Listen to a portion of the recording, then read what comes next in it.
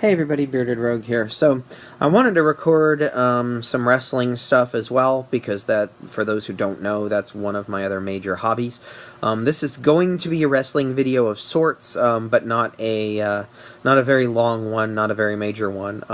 For those who don't know, the G1 Climax is going on right now in New Japan Pro Wrestling.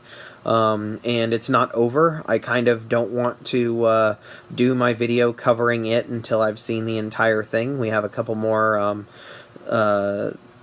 matches to go before everything's decided. Usually it's not decided until the final night, but I am watching it. I am keeping up with it. I'm absolutely current to where we're at now in the tournament standings, and I'm super excited about it. I think they've done a really, really good job of making everybody look strong and helping to continue promote everyone's brand, but expect that video later this month. What I am going to talk about specifically is the Mae Young Classic, the second Mae Young Classic, second anniversary of the Mae Young Classic, and the, or second edition of the Mae Young Classic, and the all-women's Evolution pay-per-view. There's not much for me to say on it yet because the Evolution pay-per-view hasn't been booked. We know that it will be exclusively women competing. There's lots of rumors of women who were previously with the company returning, at least for that night, to make it kind of a special occasion. It's the first time in WWE's history that they've done an all-women's pay-per-view. They've done all-men's pay-per-views in the past. The most recent one being the pay-per-view that was filmed in Saudi Arabia this year, the Greatest Royal Rumble. Luckily, WWE has kind of grown as a company, and all of the women were paid for that event, even though they couldn't be there, because it was the restrictions of the country, the government of Saudi Arabia that prohibited women from competing on the card. But this is the first one that they've done themselves that's all women. It'll be interesting to see. Women's matches have been getting a lot more screen time recently, which makes people like me very, very happy because women's wrestling is amazing. And they've got a lot of talent. They still don't appear to know how to write, but that's not a problem unique to the women. The men's division is suffering from that as well right now. They've got a lot of different personalities. They've got a lot of different people with lots of different skill levels and talent levels. They've got some absolutely amazing women like Asuka and Charlotte and Becky Lynch and even Bayley and Sasha Banks, who've just been suffering from not having any good material to work with. Naomi has improved leaps and bounds since she's been given time to actually wrestle on the shows. Even Lana and Carmella and Nia Jax, and all of them fill various niches in the organization. Alexa Bliss, Mickie James, all of them fill various niches in the organization. There's not really any of the women on the roster right now who I would consider to be an utter waste of space. Some of them are not nearly as talented wrestling-wise. Unfortunately, I'm looking at you, Lana, as others, but they do bring other things to the table. Lana is a phenomenal actor, or actress, I guess I should say. She's done a really, really good job with her character at various points. Even when they've handed her utter crap storylines, she's managed to do her best. You know, she is improving. She's just, you know, really new at this. She is an actress, first and foremost. An actress and a model who's learning how to wrestle. She's not a wrestler who is jumping into modeling and acting as some of the others are. I still think the storylines kind of suck. The problematic storyline with Nia Jax being bullied over her weight from Alexa Bliss, and the fat shaming and stuff that was associated with that brought to mind the Piggy James storylines of the past, and the whole Carmella defeating Asuka because Asuka is apparently easily distracted by James Ellsworth in multiple capacities is really, really awkward and weird. But overall, the women's division on the main roster is the best it's been in years. The women's division in NXT is fantastic. A lot of the talent from NXT that could be coming up soon or will be coming up soon, such as Nikki Cross, is just phenomenal and will add another element to the roster. The Mae Young Classic is interesting. The first Mae Young Classic ended up being very good. It wasn't as good as the Cruiserweight Classic. I don't think people expected it to be as good as the Cruiserweight Classic. Also, I think the Mae Young Classic has had a better payoff than the Cruiserweight Classic. While I really like 205 Live and where it's at now, it had a very long history of being shuffled to the pre-show, which it still kind of is. Neville leaving, Austin Aries leaving, causing a big hole, Enzo being pushed into the division and kind of wrecking things. The Cruiserweight Classic has not paid off nearly as well as the other tournaments that the WWE has run. I think the UK tournament and the Mae Young Classic have both paid off dividends. The talent that were discovered there, at least some of them, has major potential for the future in the company. Whether it's homegrown WWE talent or talent that was brought in from other federations to fill out the list of participants for the event, a lot of which has since been hired or is being scouted to be hired. I think it's been really good. There's been a couple of missteps. I cannot believe that they got rid of Kimberly, who was Abby Lath. That still boggles my mind. She's one of my favorite women's wrestlers anywhere, on any roster, period. She's phenomenal, and the fact that they couldn't figure out what to do with her kind of weirds me out, especially after they built her up really strongly in the Mae Young Classic. I was hoping to see her go really far. Other than that, most of the Mae Young Classic, like Shayna Baszler, is paid off.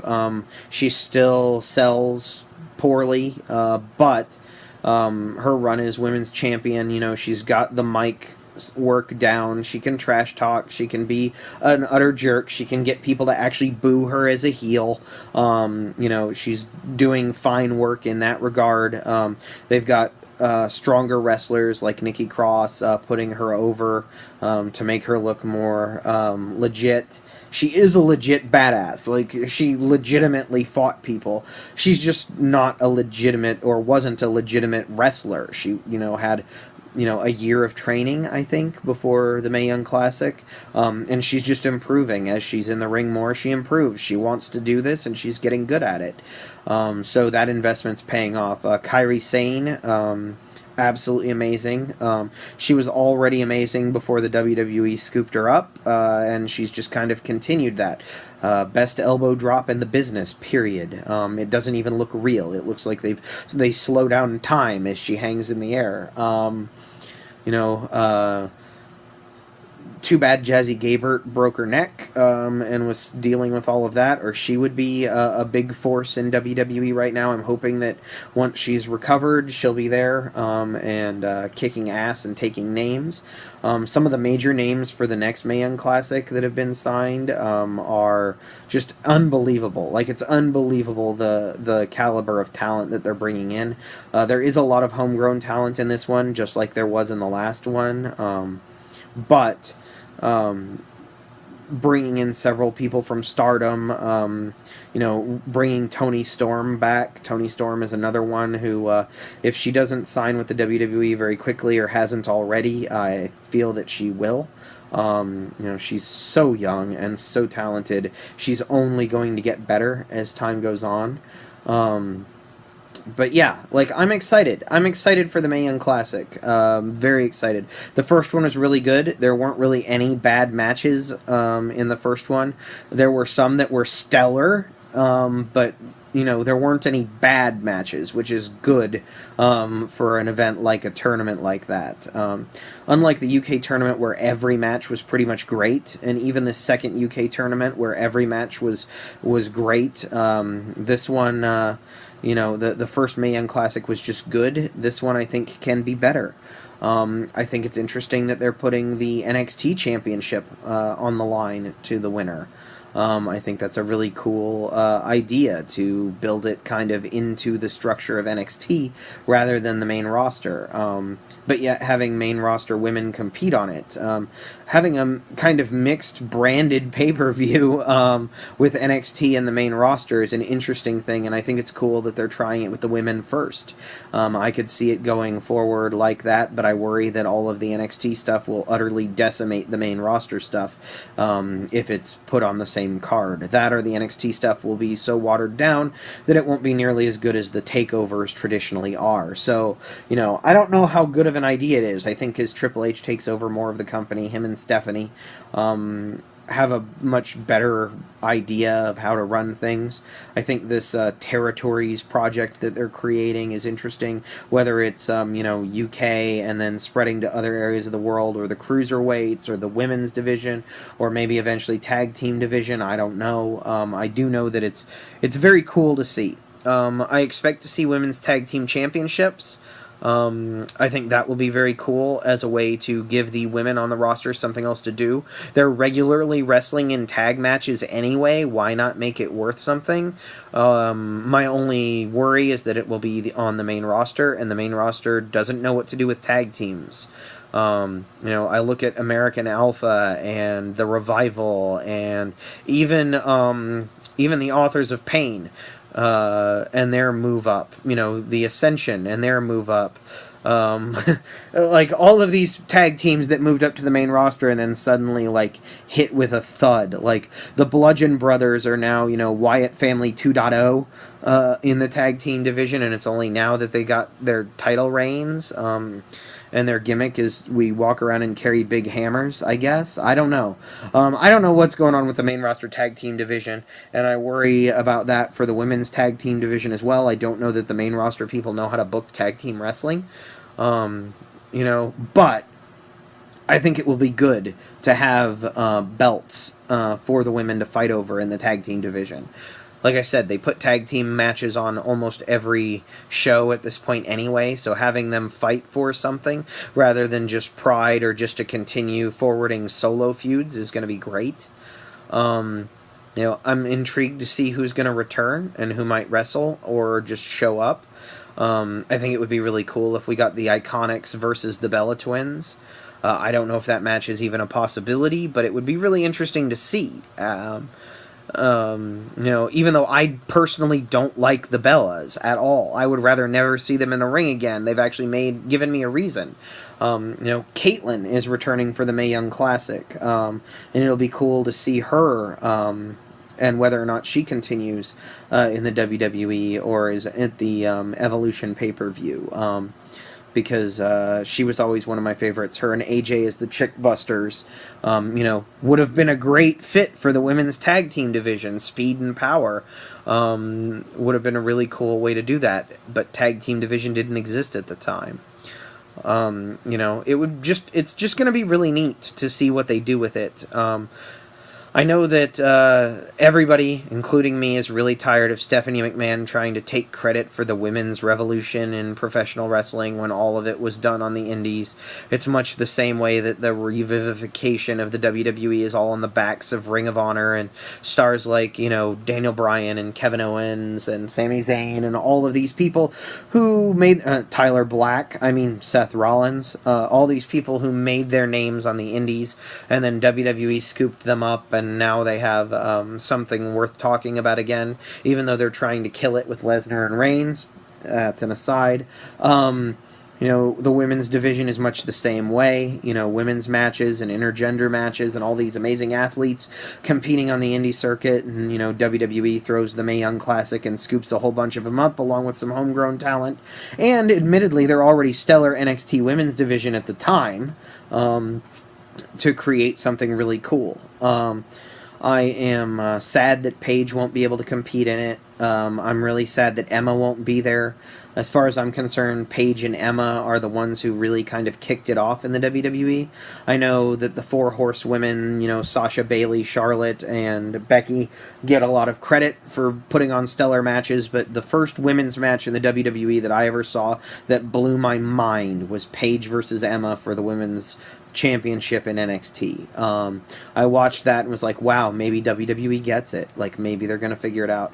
I really love Emma, and I'm really sad that Paige can't compete anymore. But I wish that they could both be included. I'm sure Paige will be there as the GM of SmackDown. I'm hoping that she gets some time, and it's not all Stephanie all the time.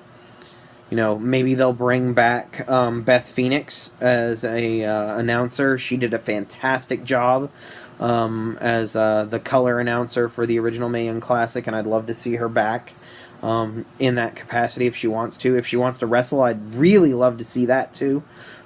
Big Beth Phoenix fan. Lita, if Lita's not too hurt and Lita's at all interested, I'd love to see her in the ring. She's by far my favorite women's wrestler of all time. And we'll see who shows up and what happens. I'm excited for it.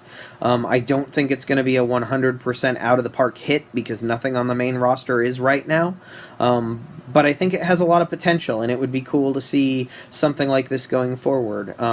What I would really love to see going forward is for them to kind of break it up more. If they want to have champions like Brock Lesnar who never defend, having the pay-per-views be split up amongst the NXT UK, the NXT takeovers, the women's events, the, Big Four. Like, they have enough different, give the cruiserweights a full-fledged pay-per-view. Why the fuck not? I mean, it doesn't have to be the same pay-per-views every month, and it doesn't have to be 12 pay-per-views with a bunch of matches that are there just to fill time. I think NXT and their takeover events happening every couple of months, giving a chance to properly build feuds. New Japan and their slow builds for various feuds, I think is the way to go. I think it's the way of the future, and I think that the main roster could do that better if they weren't trying to cram in a pay-per-view every month. So maybe that's the ultimate plan. We try a whole bunch of stuff, see what floats, and then eventually, main roster pay-per-views are the big ones. You get WrestleMania, you get SummerSlam, you get Survivor Series, and you get the Royal Rumble, and those are the main roster pay-per-views, and all of the other pay-per-view slots are filled up with other events. I don't know. I don't know ultimately what their plan is, but the Mae Young Classic being an annual event is a really cool thing. I don't know if they'll continue it, but I would like to see that. And the all-women's pay-per-view is something that I'm really looking forward to. I cannot wait to see it. I think it will be great for women's wrestling and great for the company, even if Stephanie tries to take credit for all of it. But yeah, that's about it. I said this was going to be a short video, and it's almost 20 minutes. I guess I have a lot of thoughts on women's wrestling. Again, expect something about the G1 Climax and New Japan later on this month as we see how the brackets unfold. Kenny Omega is still undefeated as of this moment, so we'll see if he continues and actually goes undefeated through the whole tournament. That would be insane if he got to choose his own opponent.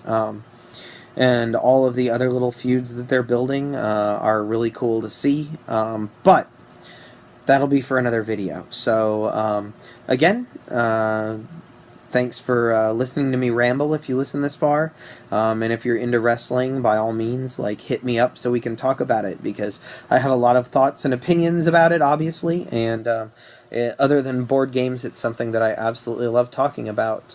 So that's about it. I will talk to you guys tomorrow.